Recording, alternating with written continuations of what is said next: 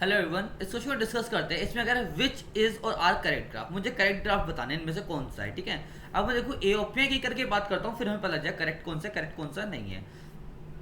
अगर मैं A option की बात करूँ, ए में कह रहा है काइनेटिक एनर्जी और मुझे फ्रीक्वेंसी के बारे में बात कर रहा है। देखो होता क्या है एक्चुअली, आप लोगों को पता होगा।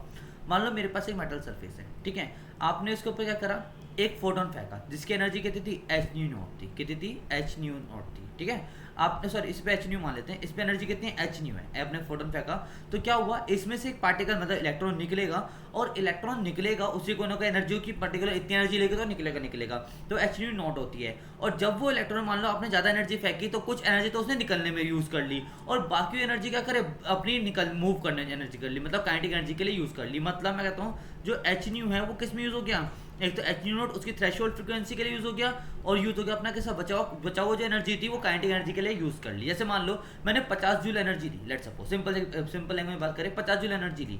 मान लो उसे निकलने के लिए 25 जूल एनर्जी चाहिए, तो 25 जूल से निकलने के लिए एनर्जी चाहिए, बची कितनी, 50 में 25 यूटिलाइज हो गई, बाकी 25 जो बची ना वो उसने as a kinetic energy use कर ली। कैसे यूज कर ली, as a kinetic energy use कर ली। पहला देखो कह रहा है काइनेटिक एनर्जी जो है और न्यू का कोई कोई वो ही नहीं है, रिलेशन नहीं है, क्योंकि कांस्टेंट आ रहा है, तो भाई ये तो बात गलत है, तो रिलेशन तो है हमारा।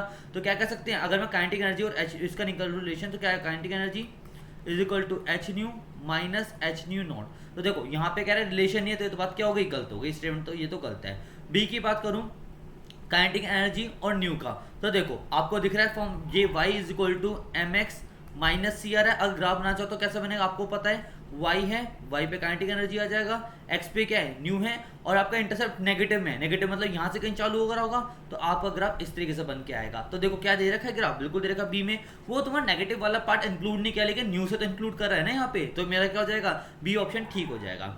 थर्ड कह रहा है काइनेटिक एनर्जी जो होती है ना इलेक्ट्रॉन की, वो डिपेंड करते हैं इंटेंसिटी के ऊपर। देखो भाई जो डिपेंड किस पे करी, खुद सोचो, जो पार्टिकल निकल के आ रहा है वो डिपेंड कर रहा है कि तुमने कितनी एनर्जी का पार्टिकल फोटोन फेंका है। तुमने अगर 50 से 60 जूल की एनर्जी फेंकी होती, 25 यूज कर ली निकलने में, बाकी बची से काइनेटिक एनर्जी बन जाती, तो काइनेटिक एनर्जी बढ़ जाती है अपने आप।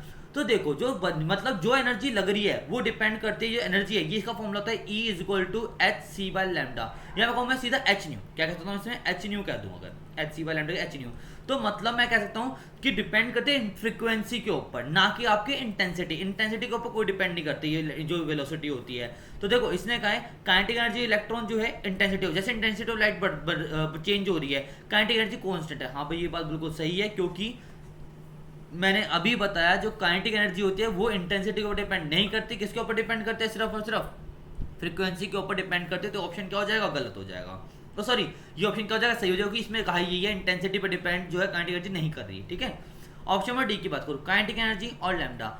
आपको रिलेशन पता होगा, लैम्डा का फॉर्मूला क्या होता है, लैम्डा का फॉर्मूला होता है h upon under root 2m kinetic energy. देखो तो ये एक तरह के इन्वर्सली प्रोपोर्शनल है, स्क्वायर रूट में एक इन्वर्सली प्रोपोर्शनल है। और क्वेश्चन में क्या रखा है कि लैम्डा काइनेटिक एनर्जी डिपेंड ही नहीं करे, तभी तो लैम्डा बढ़ रहा है, काइनेटिक एनर्जी क्या है, कांस्टेंट चलता रहा है। तो ये क्या हो जाएगा, ग्राफ मेरा गलत हो जाएगा।